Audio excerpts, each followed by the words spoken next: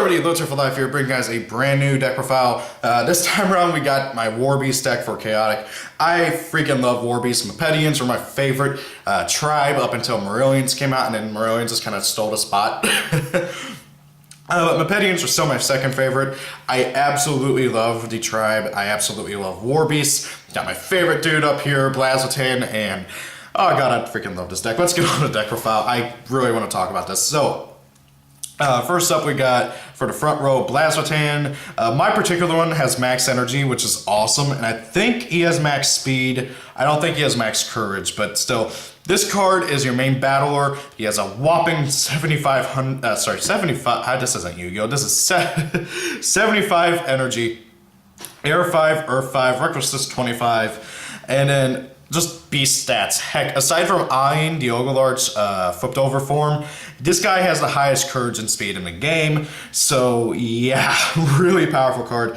And then to make things even worse for my opponent, I have him equipped with the Zerium armor, which basically means that, hey, if he were to take more than 20 damage, he takes 20 damage instead, which just means that, oh hey, he's even harder to kill now, which screws over my opponent so much.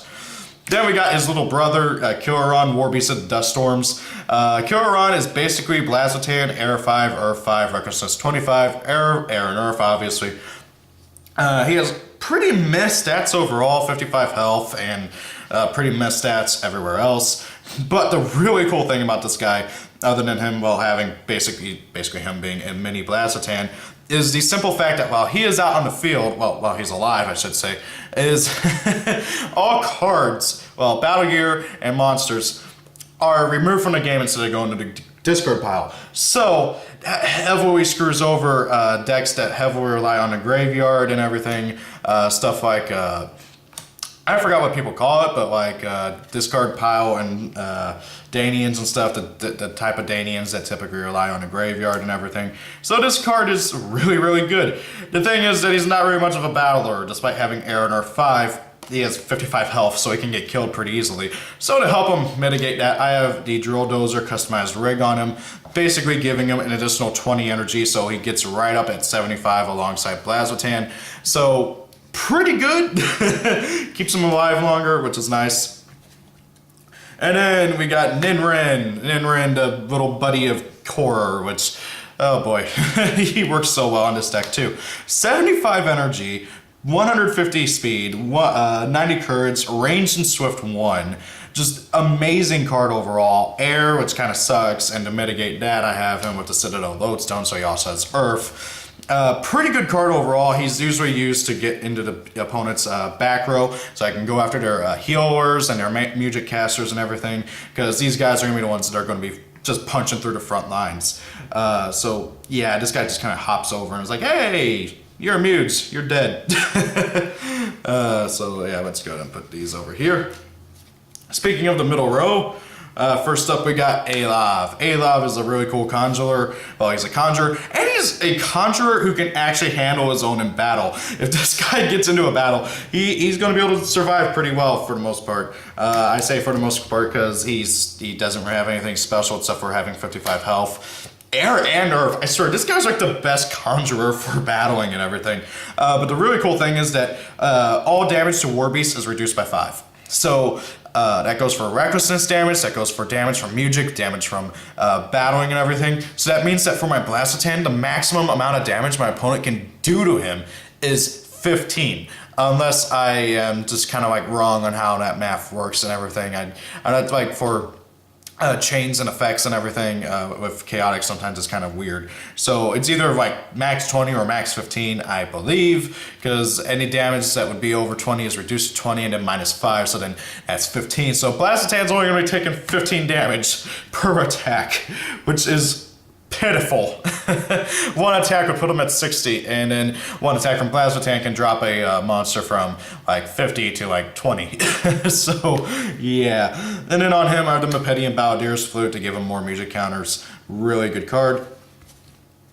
Then over here we got another Warbeast, Graphic Ra. So I'm gonna be honest, if I had a finished copy of Prince Mipedian Champion of the Guard. I'd have Prince Mipedian Champion of the Guard here. But however, I don't. I have an unfinished copy, so I can't play him. So I am using Graphite Ra instead. Graphite Ra is a really cool war beast that I've always kind of wanted to play anyways, but never really gotten to.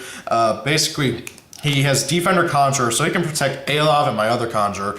And also, he basically redirects effect damage to him from Royals, but that's pretty much non-existent because there are no Royals in this deck, unless my Conjurer is a Royal, which I don't think he is, which he's, yep, not a Conjurer. I mean, he's a Conjurer, not a Royal.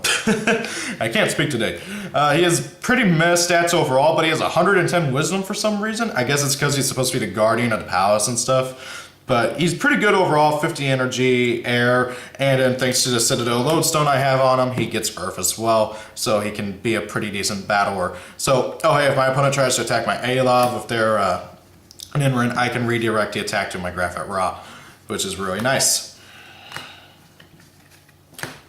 And then for the final creature, we have good old Mipedian. So you can pretty much either play this guy or the other dude who gains, who does basically the exact same thing, but has like a brainwash effect, I think. I can't remember his name, but he's like a super rare or something. Personally, I prefer Mipedian because he has some pretty good effects. So first and foremost, reduce all reckless damage by 10 for every music counter on him. So he starts off with just 1 music counter, but thanks to the Mipedian Baladier's Flute, he gets 2, so that's 20. And then thanks to Alov, that reckless damage is reduced down to 20 for my Killeron and my Blaziken. Name escaped me. But the other cool thing is that he gets a music counter every time my Warbeasts are targeted for a card effect, which is really, really nice.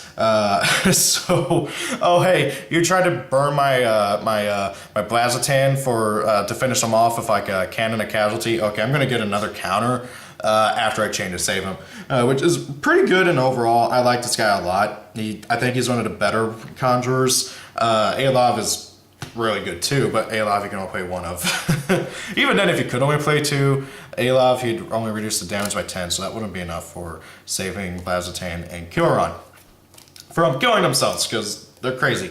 So, on to the attacks. I play 2 Cyclone Slam, so base 5 Earth, 5 Air, and then if the creature that's using it is a Warbeast, it does 20 damage. So with Blaziken or Killeron, it does 40 damage. I can one-shot a lot of creatures.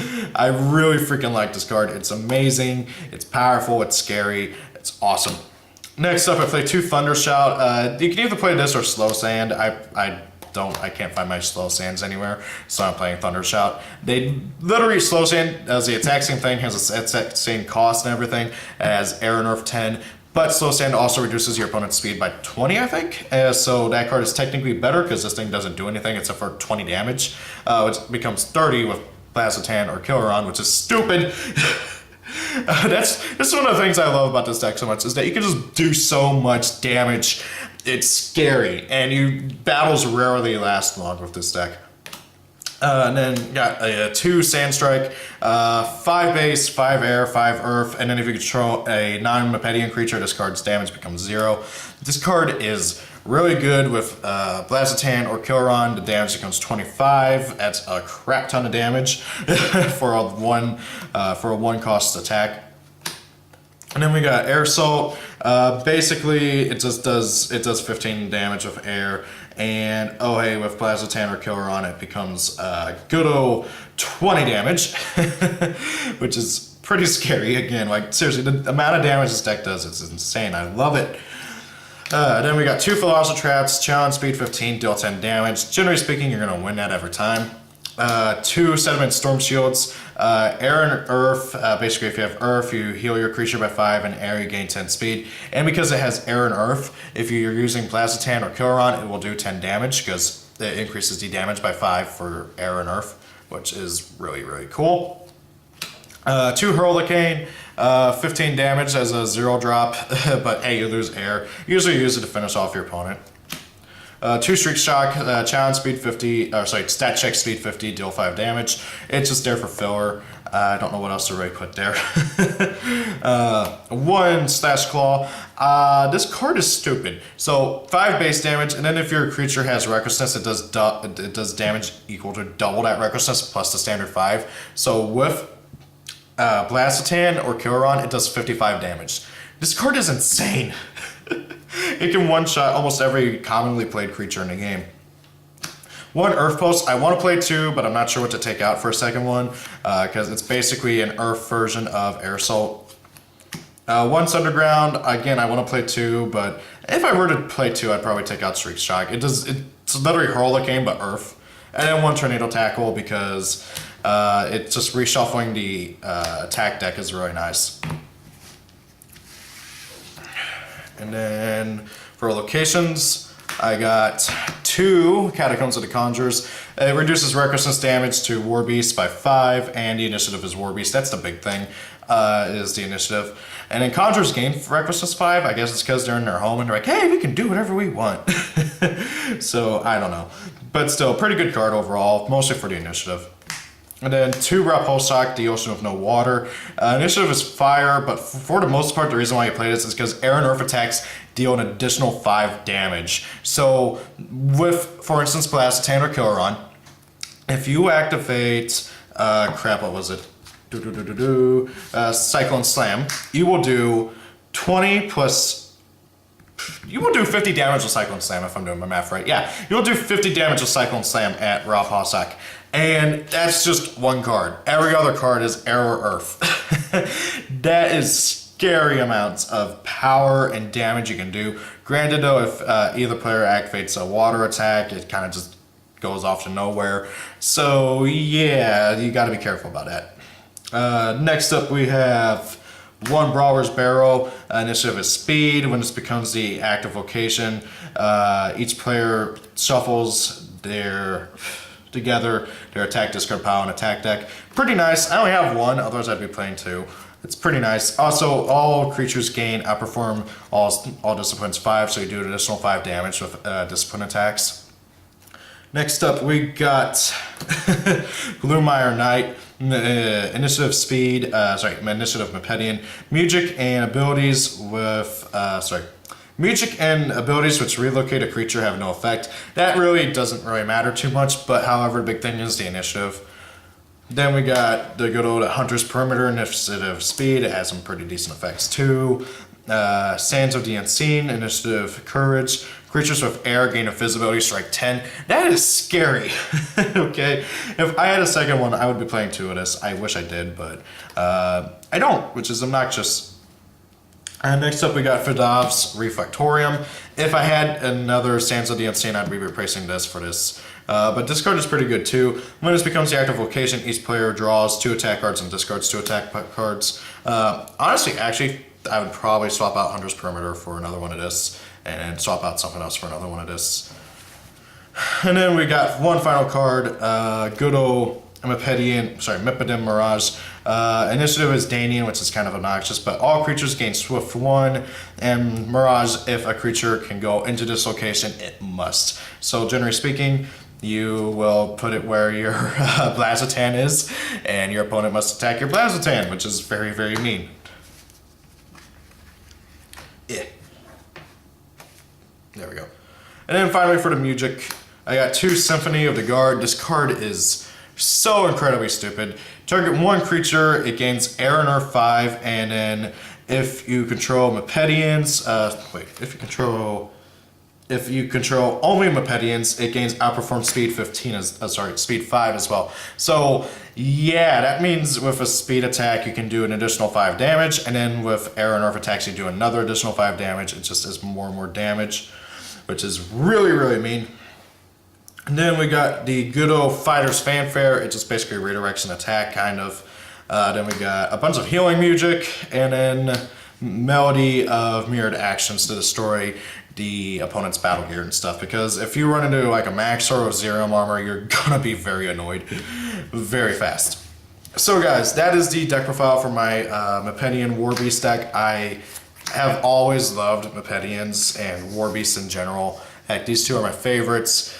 I want to try and collect all of them. I'm just missing Core and Gintanai, but those guys aren't cheap. So guys, thank you all for watching. Hope you guys enjoyed the video. If you have any ideas, recommendations, or concerns, please leave your comments down below. If it is your birthday, happy birthday. See you all later. Peace out and goodbye.